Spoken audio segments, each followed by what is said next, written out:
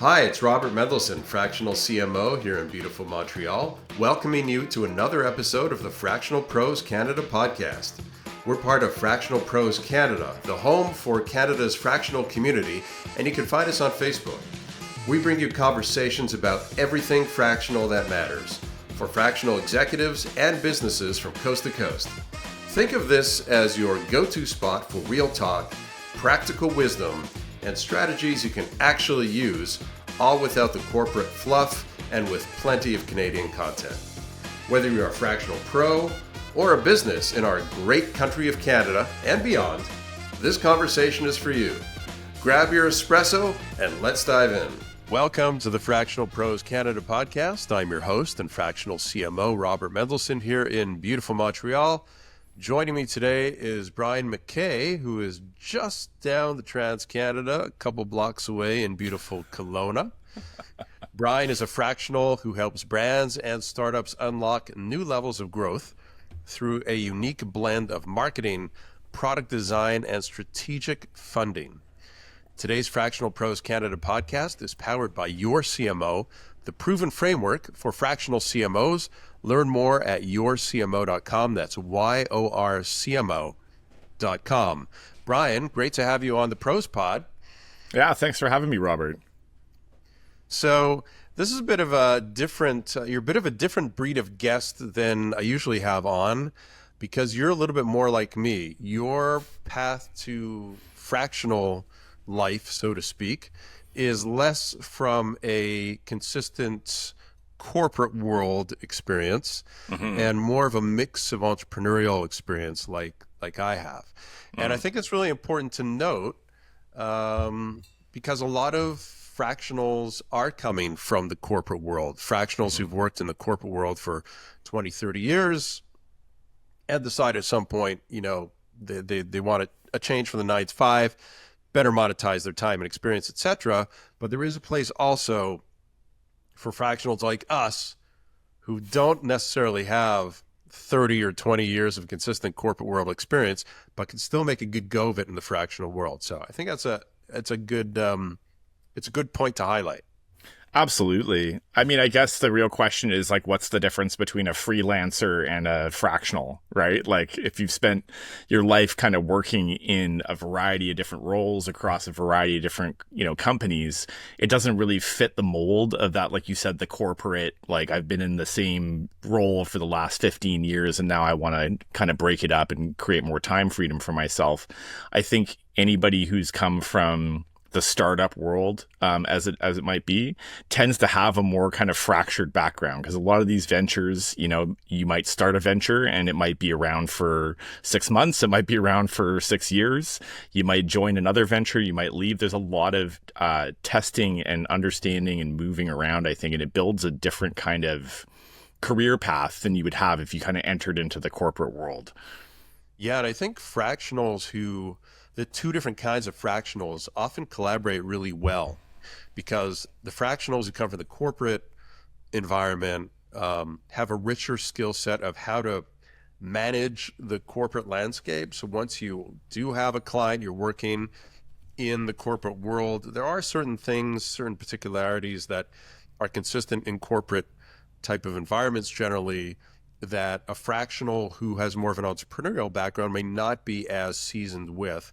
And conversely, a fractional with more entrepreneurial background probably has some different approaches, different creativity angles that someone from the corporate world may not necessarily be prone to considering. So putting the two together, collaborating on a project or with a client, often is a pretty good win. Yeah, big time. I mean, it's interesting because I've had a lot of interactions with the corporate world, like in previous roles where we've had like an account management type role. And there's been clients, like I've worked with large clients like L'Oreal, for instance, where you're dealing with one of the largest corporations on the planet. And you can feel the difference. Like the startup energy is so different than the corporate energy. And they want that. They want the startup energy. They want the internal innovation. They want to see people pushing and solving issues as they come up and not kind of just waiting for the next order to come down the pipe. And I think you see that now a lot in, job requirements and stuff. They're looking for people that are going to solve problems, take an active role, and be kind of like an innovator internally.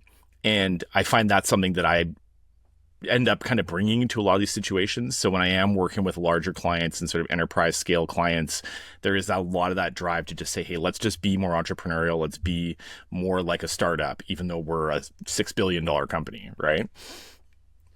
So let's dive into your origin story. Speaking of startups, because you started out as a co-founder and a coach at a fitness, business. Yes. So yeah. How did that and that was years ago. That was decades ago, right? That feels like a long time ago now. Yeah. It was a lifetime. No. So how did that personal transformation shape your view on fractional leadership, to present day and kind of that paradigm of fractional leadership as a quick fix versus a long-term strategy for future-proofing a business? Yeah, that's a great question, Robert. I mean, I think I have to go back a little bit further even than the fitness business to kind of capture the context. So when I started my career, I graduated with one of the first degrees in interactive media and game design. So I was very much obsessed with the idea of being a game developer. I wanted to make video games and work for, a game studio and maybe launch my own game studio. And I spent a number of years pursuing that career, and it was like soul crushing, I guess is the word I would use for it. It was very hard to put myself in that environment and to realize that like it was very much just a grind. It was people underpaid, overworked. There was a lot of really hard aspects of that career path that at the time I just didn't realize how bad it was going to be. And it took a real toll on me physically. It was physiologically, I think I probably aged myself 10 years in a period of about 3 years, gained a lot of weight, was very much just like became an unhealthy person because work was nonstop all the time, bad eating, just developed a lot of really unhealthy habits. And so I kind of hit a point with that where I realized, man, I got to make a major change here in what I'm doing. And I just said, I'm going to become a personal trainer. This is a random thing that I decided. I said, I'm going to go and I'm going to learn everything I can about how to fix this. And, I managed to lose like almost 100 pounds. I became a very much like focused on my eating and my activity, and the sort of health focus became the core of what I was doing. And then during that kind of process, I met someone who wanted to sort of start a boot camp business, and we said, hey, you know what, let's do this. And I got into this business with no idea of how to market it, no idea of how to get customers, no idea of how to run a business of any kind. And it was kind of through that, like being in the fire aspect of it, that I started learning everything. I was figuring out how to build landing pages, figuring out how to run ad campaigns, figuring out how to activate the early stages of social media to bring new customers in the door. And I got obsessed with that. I guess obsession's kind of maybe the common theme here. The common theme here. Going from obsession to obsession. But yeah, I mean, I remember waking up on Christmas one year, and I had, I think, like minus $100 in my bank account. And I was like, this is not good. This is not working for me. And I was like, okay, January's right around the corner. Like, what can I do to max this out? And the next month it was 25,000. And then we were making 35,000. And then it was like hiring people and hundreds of clients, and all these systems just started to evolve. And it was really just because I said, hey, I'm going to stop thinking about what I need, and I'm going to start listening to who these customers are. And my customers were mostly middle-aged women who wanted to like fit into their nice pair of jeans again, not like a dude who wanted to become a martial artist and get strong. Like none of those guys were signing up. It was a very different audience, and I'm not that audience. So I think the biggest thing that I took away from that is, how do you actually listen to the people that you're selling to? How do you understand the customer, and how do you build for the customer in that way? And that's kind of become very core to the ethos that I have. And that's something I kind of learned without going to school for it. I just kind of had the experience. I didn't go to marketing school or learn any of those things in a book. I just had to figure it out.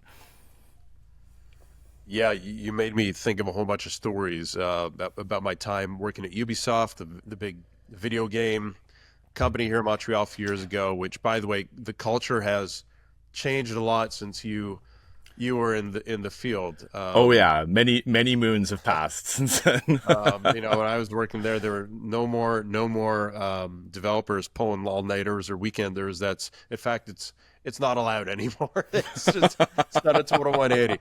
Really interesting. Yeah. But still a fun space to be in. And also, you talk about self-teaching yourself. I'm kind of going through a bit of a rebirth right now myself.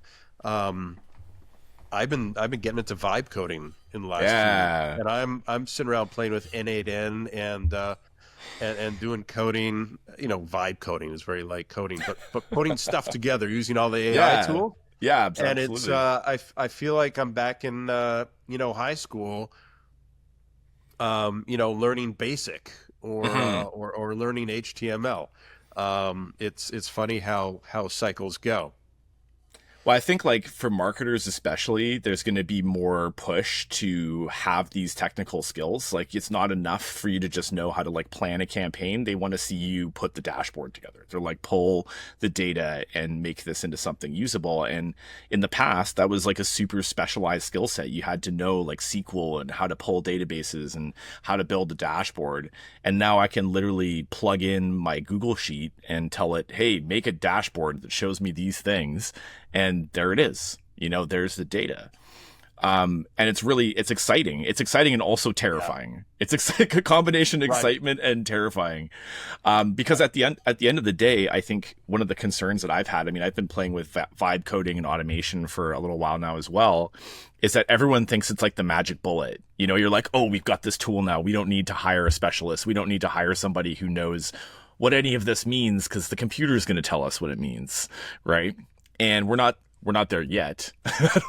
Maybe we've got a few more months. I don't know. But, it's the specialists who have the experience like yourself, like someone who's gone through launches and product rollouts and failures and things that aren't working and knowing what's happening at a fundamental level, not just this is what the data says, I think is like, that's where the value, like kind of bring it back around when we talk about this fractional expertise.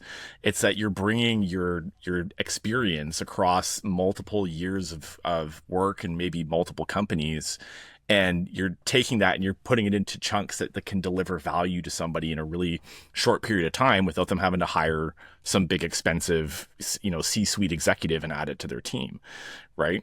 And so I think vibe coding fits that mix really well. Like every fractional person should also become a vibe coder. That's kind of my take on it right now, Oh yeah, 100%. And yeah, there's no magic bullet for anything. That's one thing I've learned over and over again. And even with all the new technologies, AI, like you said, it's a double-edged sword, right? It can, on one side, you can think like, suffering from a terrible cold here. Oh, it's all good. But on one side, you could think of taking another sip of my Canadiano. Thank you very much. Excellent. On one side, you think AI is going to replace us, fractionals. And on the other hand, it's going to help us do our job more efficiently. So, which side are you going to be on, right? Yeah. You got to keep up with it. It's kind of like the analogy I like to use is the bus, right? The bus has left the station and you're either on the bus or you're going to get run over by the bus. So you choose which one you prefer. Absolutely. And, something that I had a real sort of stark realization the other day, because I was talking to my partner about this and I said, hey, like, these tools are going to affect my partner. She's an amazing graphic designer and she comes from a fashion and jewelry design background. So very much like hands-on creative, right? And I see all these tools coming out and they're like, creatives everywhere are struggling to get work because everyone's like, we can just use AI to punch this out. And the more I thought about it, the more I started to kind of feel this like creeping sense of unease where I was like, oh my God, what's going to happen? Like this isn't looking good for anybody. And then I realized it's like, wait a sec. All these venture capitalists, all these big companies, it's in their best interest to tell you that this is inevitable. It's coming. We're going to take over and you're going to have to accept it. And then I go and actually look at the results and the output, and like most of it is still garbage. Like there's some good stuff coming out, but it's turning into like the sea of churn where it's absorbing its own output and creating more of the same. And I mean, I don't know if you see it, but if you go on LinkedIn any given day, it looks more like a bunch of AI chatbots talking to each other than it does actual human beings having a conversation. Yeah, no, it's so obvious now that, and it's way too easy, right, to just reply, comment on somebody's post. You use the little app and it generates it for you in a second. But it's being so used now. It's overused. It's not genuine. It's not authentic. It's polluting LinkedIn with a lot of garbage, and it's not helping anybody. And I'm really curious how LinkedIn is going to mitigate that, as well as any other social media platform, because it's, you have a combination of AI fake profiles, and then you have human profiles using AI to generate most of the content, and that's just all going in the wrong direction. So that's it. And I guess like to think about, like, if you're trying to build your career as someone who's a, fractional anything, like LinkedIn is probably your number one lead gen source. And I mean, now all you see is like, comment leads for the ultimate workflow, and, we're going to send you this thing. And like, that's all I see now. I guess maybe I probably commented on too many of them. And now LinkedIn's like, oh, this is all you want to see. Let me just show you Brian these, likes right? these. Let's show him more. Let's show him more, right? And then half the time the guys don't even send me the thing. I'm like, okay, so you just doing this for engagement, or like, what are you actually doing? And so it's confusing, I think, for people that don't understand how to break in. How do you get into the space? How do I create an authentic voice for myself?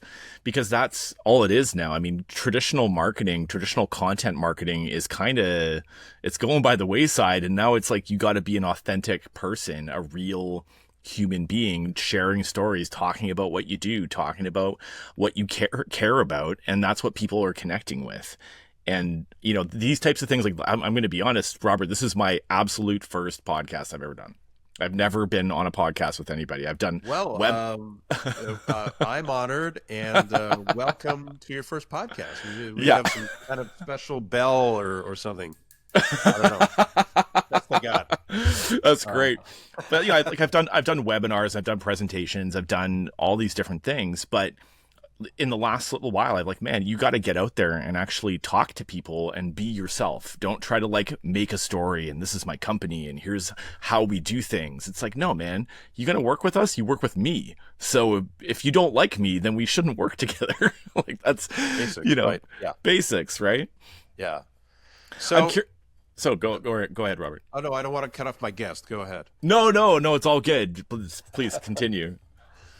I'm going to talk about how things have changed in the fractional world in the last 6-9 months, where before, in general, companies would ask themselves, as they were growing, at what stage do I need to bring in a fractional? What's the right time? Right. And now what we're seeing is a lot of companies, or at least more and more companies, who are on the other end. They've had to cut back. They've let go of some top C-suite execs and replacing them with fractionals. Yeah. Right? And so I'm curious on your take, because you've seen and you've been in situations where, okay, on both of those different sides, right?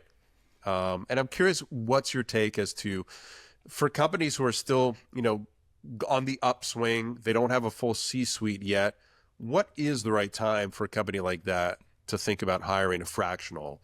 And then on the downside, if a CEO or business owner is listening today and they've been struggling with, they know their bottom line is in the red, they know that they've got, a couple of key execs making a lot of money who are not producing, their worth, that they want to cut, but they're just afraid to, well, if I cut them, what do I do?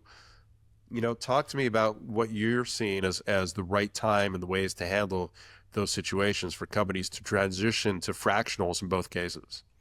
Yeah, that's a really good question, Robert. I think there's two sort of lenses that you can look at it through, right? When people cut back and they want to put someone fractional in, as long as they're not trying to shoehorn all the roles and responsibilities of the full-time worker into someone who's taking on a part-time workload, I think you can do really well with that. You have to be really clear on what your expectations are and like what are you trying to get out of this relationship.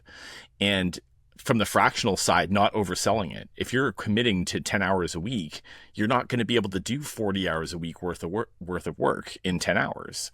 So, there's this idea that somehow we can cut back and still get the same results. You might be able to cut back and get similar results. Maybe you have a low performing person or someone who's just been coasting for years and you're saying, hey, we can probably do the majority of what they do with one coordinator, senior person, and maybe some VAs or like some junior people, right? Like a lot of what they're doing is just kind of process, right? So I think it's a trap to think that you can cut a senior person and replace them with a fractional person and get the same output, like the same results, unless that senior person really sucks, and then you probably should have cut them years ago anyways. So I think that's a trap, especially for marketing. I feel like in a lot of marketing roles, everyone expects you to be like a Swiss Army knife, like one-man army. Like they're like, hey, we're going to severely under-resource you and expect you to do all these different things. And you're going to be our content person, our PR person. You're going to do paid ads. You're going to do this. You're going to do that, and it's all going to happen in this very short time frame. And it's not realistic, right? Like, especially on the marketing front. The flip side of what you were saying there too is like when do we consider bringing in somebody? I think earlier is always better, especially if it's something that just requires eyes on. Like someone can come in and you can say, hey, I'm just an early stage advisor for you. We're here to help you understand your roadmap for finance or your roadmap for marketing or your roadmap for product or technology or logistics or whatever it is that this person is able to help you with. And I've been finding that like a lot of the early stage engagements that I do for companies that I'm just starting to kind of understand and start working with can be very light touch. I can come in and in 90 minutes, I can deliver a huge amount of value to a potential customer. And I don't need to do that every week. I can give them more things that they can do than they will know what to do with for the next 3 months in a 90-minute period. It's when it comes to execution and they're like, hey, we want you to do it, right? Can you actually build the thing? Can you make the thing? Can you make this happen for us? Then it's like, well, now you're paying for time. You want me to put 40 hours into this project. I'm going to bill you for 40 hours worth of work.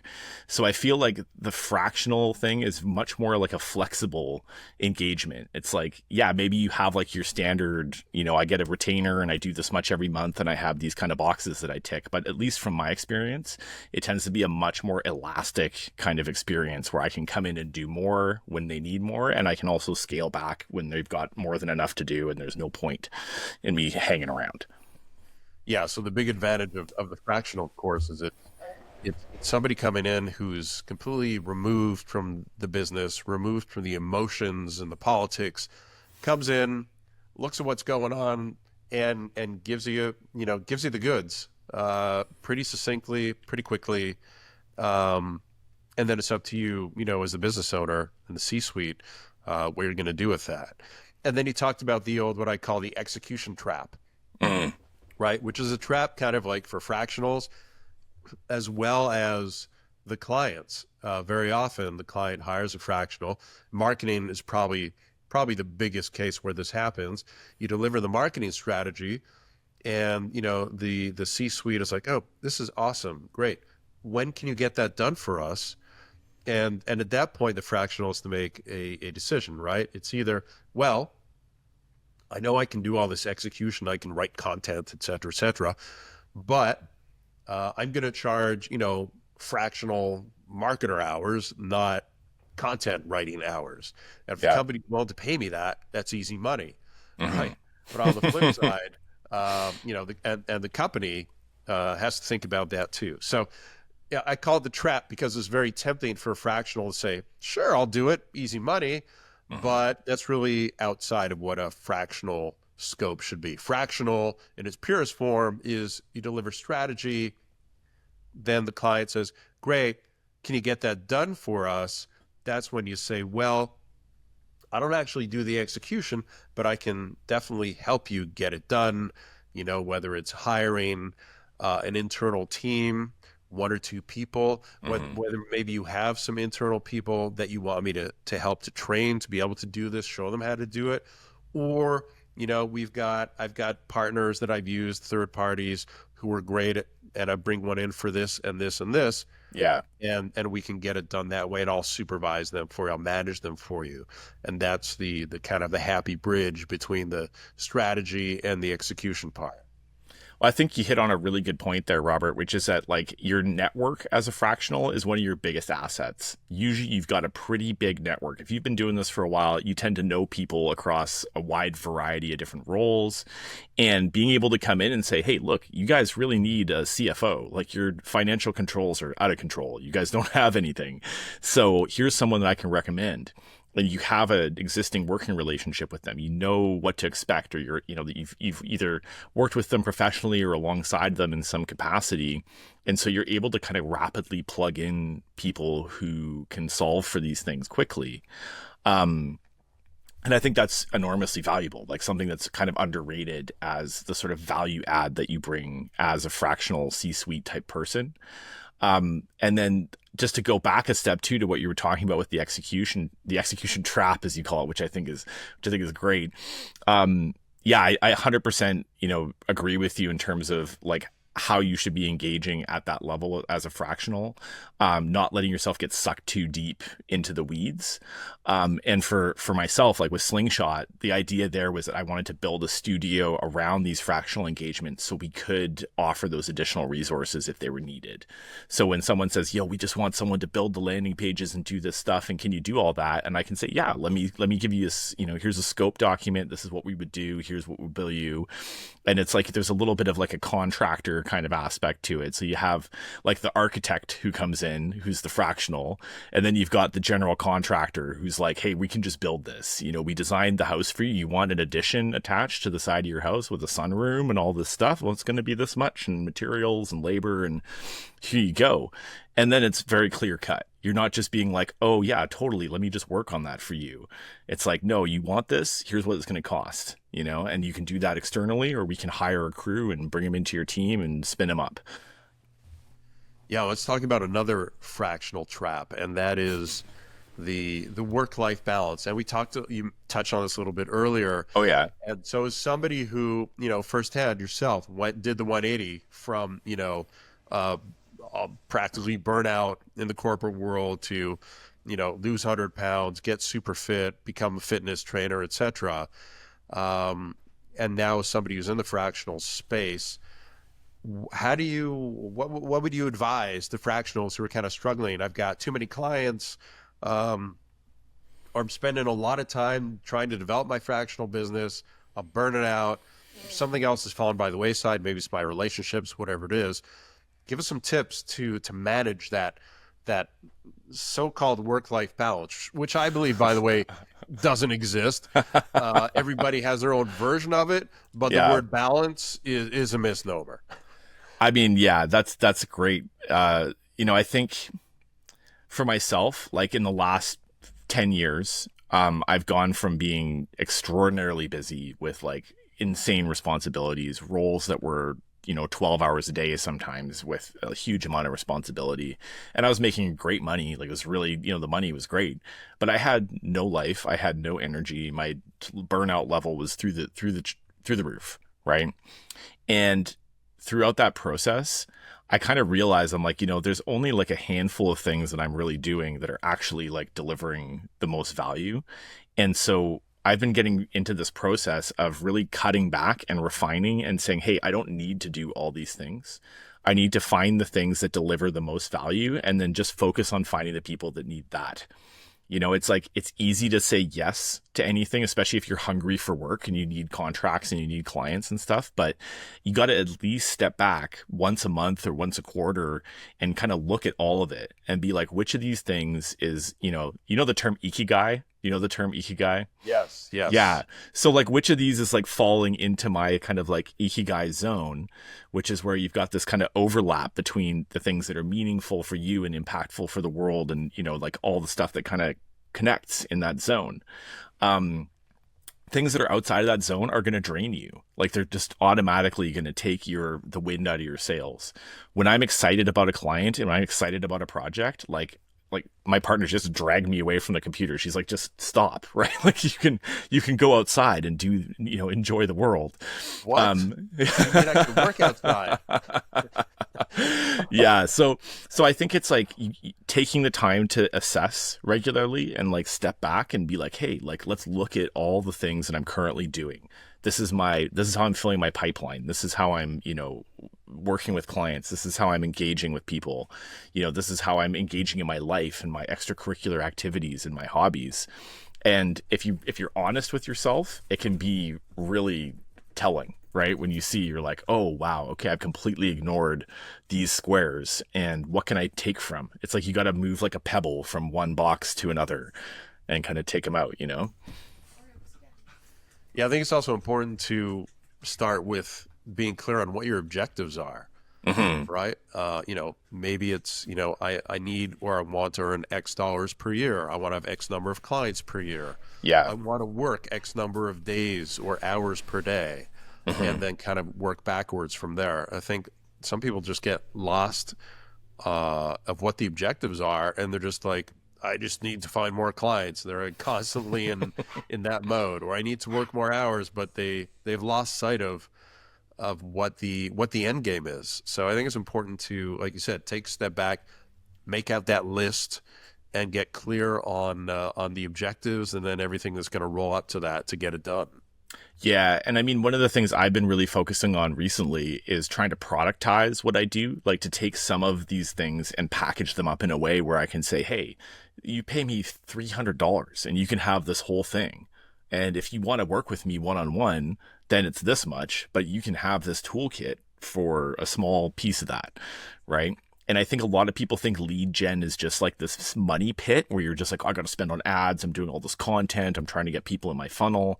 And I had to make a real shift where I realized like this needs to be a revenue generating activity for me. Like if I'm creating leads, I need to be putting them somewhere where I can sell them something. Because if they're not ready to sign that $3,000 a month, $6,000 a month engagement, they might be ready to pay me $300. And guess what? After they pay the $300, they're going to see the value and maybe they're going to come in and be like, yeah, this is great. We love what you do. We think this is awesome. Let me sign up for the bigger thing.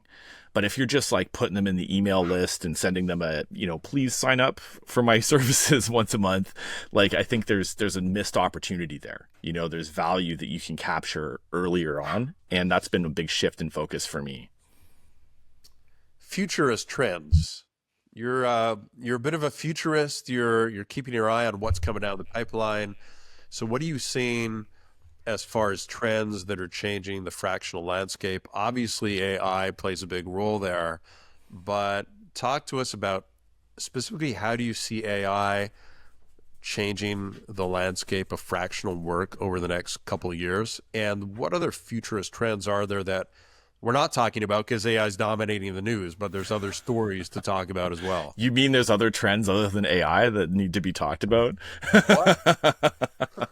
I mean, like the obvious one right now is this AI agents and everyone talking about agents and autonomous, programs that are running in the background. I think as a fractional, I see myself more and more becoming like an orchestrator. So I'm in this kind of position where I have to be monitoring a bunch of different things and taking actions. And so this push towards automation and agentic behavior means that the actions can be taken much more quickly by a thing that isn't a person. And so I think going back to what we were talking earlier with the expectations, especially for marketers, are going to just keep going up because the tools that are available to you now are like nothing that's ever existed before. Like it's pretty wild what you can set up with an N8N workflow and a bunch of little, agentic hooks. And all of a sudden you can manage your whole content pipeline. You're like, hey, we want to pull articles from this RSS feed, digest them, turn them into posts, spin them so they work for our company, generate a graphic for it, put it all together, and then spit it out, and then automatically like and comment on everything that someone says about any of these posts. And that can all kind of run in the background. So learning those tools, like at least for marketers, is going to be super important. And same for developers in the software world, same for, CFOs and finance people. Like there's going to be more tools that are going to be just running in the background. And so you're going to have smaller teams of much more capable individuals. And I think that's going to be a big shift. You're going to see like less, like the margins are going to get huge is what's going to happen for a lot of these companies. But at the same time, the value is decreasing. So the value of software, the value of these services is also racing to the bottom, because now they're saying, hey, we don't need to pay an agency 40 grand a month to do this. We can pay one guy 8 grand a month and he can run $2,000 worth of tools. And now we've saved $30,000 on our monthly spend because we don't need all this stuff. So I think you're going to see a lot of agencies that have been kind of living on the fat for a lot of these years are going to start to disappear. And you're already seeing it. You're seeing a lot of collapse where, jobs are disappearing that were used to be very like, oh, we got this content manager and they do this thing. That job is gone. Like there is not much of that left in the pipe. Yeah. Agencies are in trouble. Any SaaS business is in trouble. Any software business, any app business, all in trouble. N8N and all the other technologies that are out and the ones coming in the next weeks and months we don't even know about yet. Yeah. Making it so much easier and easier to literally create. I mean, I'm not artistic. I can't paint or draw, but as I start to play with these tools and understand when I have this blank canvas in front of me, that I just need to imagine what I want to create, and I can do it relatively easily, even for a guy like me, is so empowering and also scary, but very empowering. Yeah. And it's interesting. I'm starting to watch some YouTube videos to learn the basics of how to do this. And YouTube is now flooded with, I'll say, a bunch of 20-year-olds. In some cases, they're younger, who are just showing, here's how you use N8N to do this and that. But I've come across a few, which I kind of laugh at. I see these, 20-year-olds. I watched one a couple days ago. He's like, I built this really cool weather app using N8N. I automated the whole flow. So here's how it works. I say, show me the weather for Las Vegas. And now here's what it does. I put in Las Vegas. The flow then goes and looks up the longitude and latitude of Las Vegas. Then it goes queries the database, queries this other database to find the weather, and returns to me the weather report. I'm sitting there watching this. I'm like, I have a weather app that does that already. Why do I need to create that? And there's been a few examples of that where I see these people are recreating these apps that we've been using for years, as if they're brand new. And I'm like, hang on a second, somebody's missing the point here. Oh yeah. I mean, there's a lot of that going on. There's a lot of solutions looking for a problem out there, I think is the term. Like Uber, I don't know if they're still running with this, but for a while they were like, what if we put large vehicles on predetermined routes where they just kind of go back and forth along this route and you can hop on and hop off? And I'm like, you just invented the bus, dude. Sounds like a bus. It sounds like a bus, right? But more expensive. Like, is there wine? I don't know. Like, what do I get? And so I think that that's always going to be the case when new technology comes out. Everyone's finding out every way they possibly can to like shoehorn it in the, any way that they possibly can. And what that doesn't do is it doesn't address like the fundamentals, like, and it goes through everything: software, marketing, finance, business, like logistics. It doesn't matter if you don't have an understanding of the fundamental principles. You're going to get nowhere fast, because this thing is you're removing your responsibility for understanding how this works and handing it off to some other service, some other platform, and you're going to get locked in. And then it's like people who don't know how to do basic math. Like, I definitely cannot do a quadratic equation in my head or with a piece of paper. I need a calculator to do this for me. Right. And there's people who have grown up with only ever having calculators, only ever having access to these things.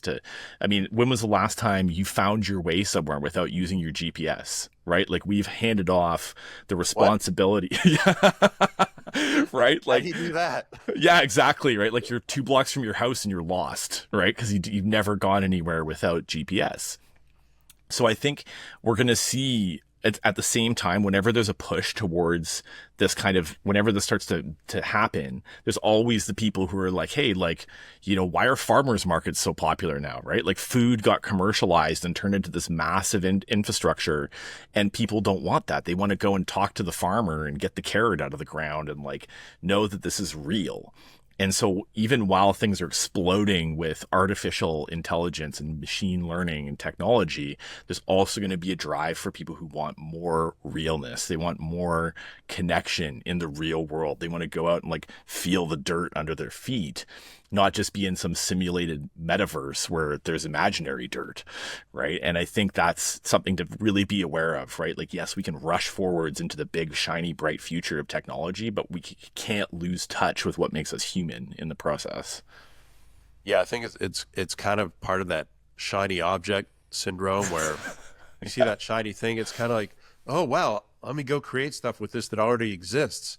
And one of the problems I think now is that there's such a cool factor with all the AI stuff that we tend to rush to it as the de facto solution without thinking through what the problem is first enough.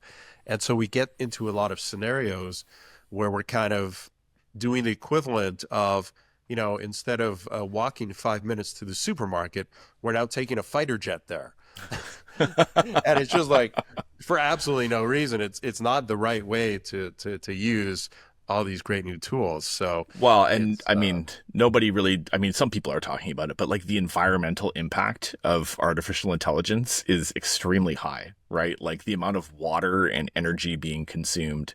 I love science fiction. I grew up on a lot of science fiction, fantasy books, that kind of thing. And, there's an Isaac Asimov story where he talks about the machine at the end of time, right? Like what is the last machine that ever exists?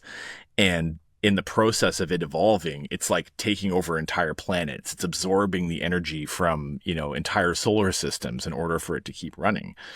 And, these things are kind of like it's like a metaphor, an allegory that kind of talks about, humans and their interaction with the environment, right? Like we will expand unconstrained like any species will if there isn't enough pressure kind of preventing that from happening. And as we kind of move towards being what we think is like the apex species on our little rock spinning through space, there's less constraints for us. There's less that's stopping us from doing these things. So now we have this responsibility that comes with that. Like, hey, just because you can doesn't mean that you should, right?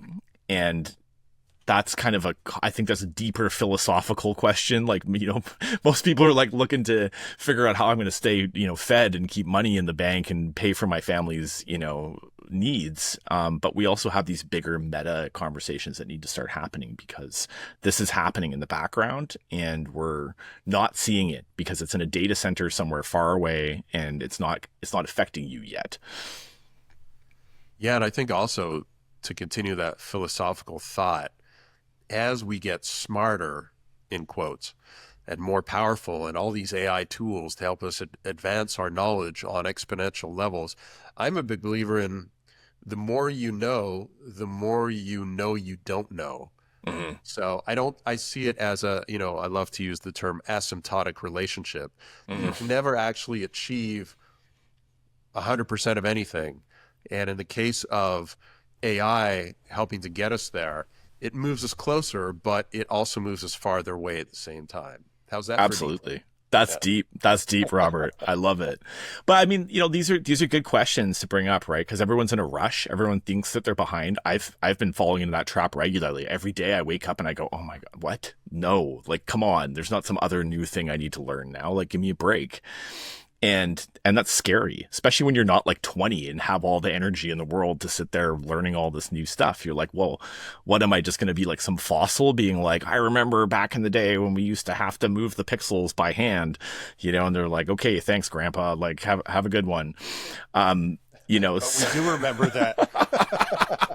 Hey man, I mean, I remember the dial-up telephone. I remember cassette tapes and records, and I remember when the internet turned on. Like, that scene in Indiana Jones where I turned into the zombie. I was a DJ in the early 90s at the intersection of all these technologies. So I'd go to DJ a gig.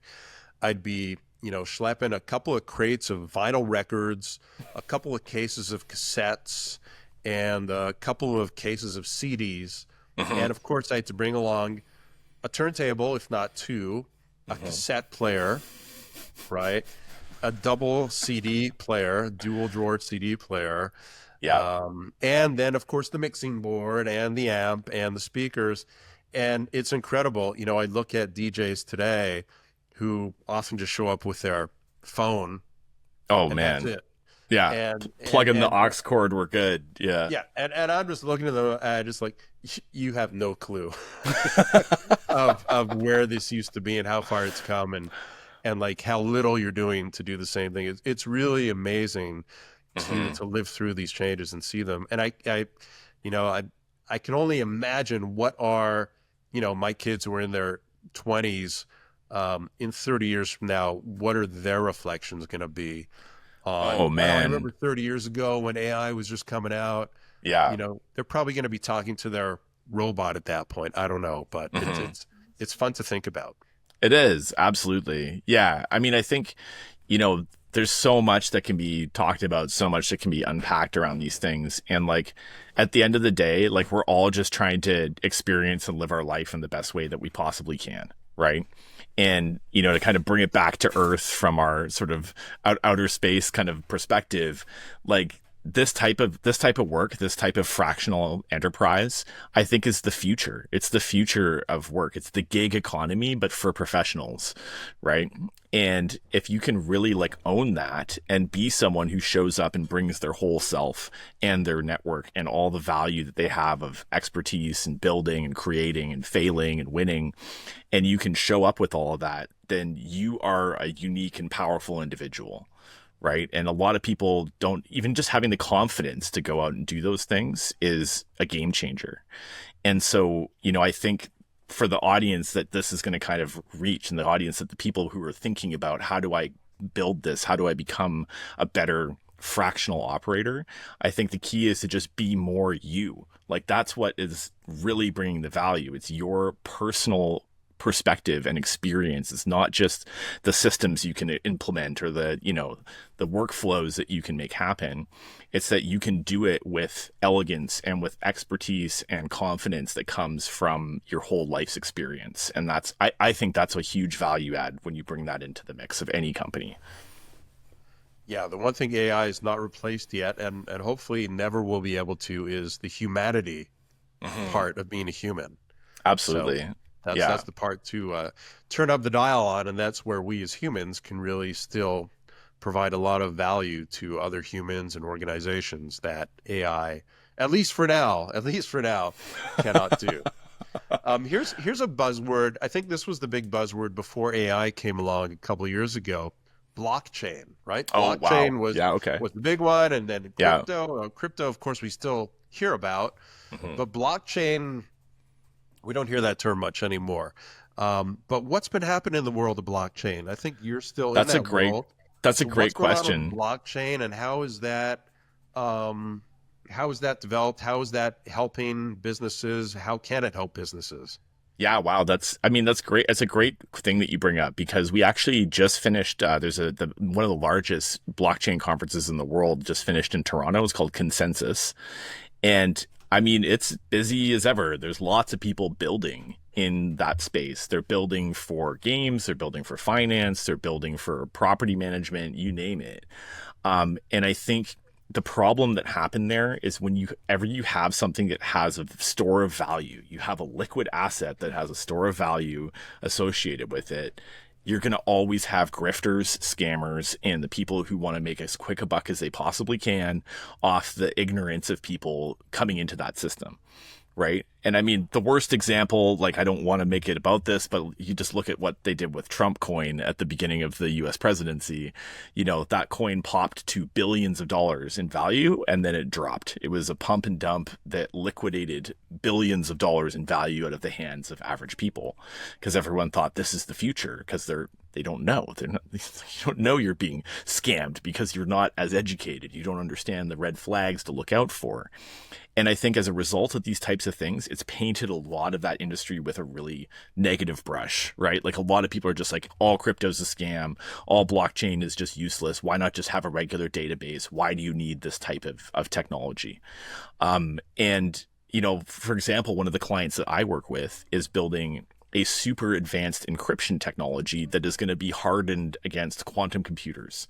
So you talk about some of the bleeding edge tech stuff. This is one of the groups that I work with, and their whole thing relies on blockchain technology in order to be effective. It needs a distributed ledger to protect the veracity, and the technology underlying it requires this in order for it to be protected and safe. And so there's no coin attached to it. You can't go buy the coin and trade it, but the technology itself is there and it's being used. So I think we're seeing a lot more implementation of these things that are happening behind the scenes, and it's not going to be called blockchain. It's not going to be called crypto in the same sense, but it's going to be there. And like in any new technology, you have like the big wave, right? Like they call it the trough of disillusionment that happens after the spike of initial interest. And we're deep in the trough of disillusionment when it comes to crypto and blockchain. And then we're going to slowly see it just getting adopted more and more and more over the coming years. It's going to be integrated in ways that you don't even see. And that's how most technologies become mainstream. So blockchain is alive and well. Good to know. It is alive and well, absolutely. Whether you need it or not is probably another discussion. Right. That is absolutely another discussion, 100%. Yeah. All right, Brian, before we wrap things up, any final thoughts or a key message you want to leave today, or another way to put it, what message would you put on a billboard for millions to see if you had the opportunity to do that? Oh, wow. What message would I put on a billboard? I would say to be as authentically yourself as you possibly can be in everything that you do. Don't compromise. Don't compromise yourself. Don't compromise your integrity, no matter what it costs. And that would be my message. Nice. Love that. Yeah. We don't hear that enough these days, and we don't prioritize that enough these days either. No, absolutely. Awesome. All right, Brian, how can listeners connect with you? The easiest way to connect with me is to jump onto LinkedIn, or you can grab my website, slingshot.io. It's SLNGSHOT, so slingshot with no I, .io, and you can connect with me there. Or you can jump into the Fractional Pros group if you're part of that group, and look me up in there. I'm always open to chatting with anybody who's building their career or wants to collaborate on any kind of project. I'm an open book. Love it. All right. Yeah. Thank you for being a member of the Fractional Pros Canada community. And if you're listening, you're a fractional exec in Canada, you haven't joined us yet, just check us out on Facebook. Just look for Fractional Pros Canada. You'll see our group come up and just apply to join. We'd love to have you join us. Brian, this has been great. Thanks so much. Thank you so much, Robert. That's a wrap on another episode of the Fractional Pros Canada podcast. If you're a fractional professional based in Canada, we'd love to have you join us in the Fractional Pros Canada Facebook group, the home for Canada's fractional community. It's where Canadian fractional executives connect, share insights, and help each other succeed. Until next time, I'm Robert Mendelson, Fractional CMO. May your impact be full-time, even if your hours are fractional.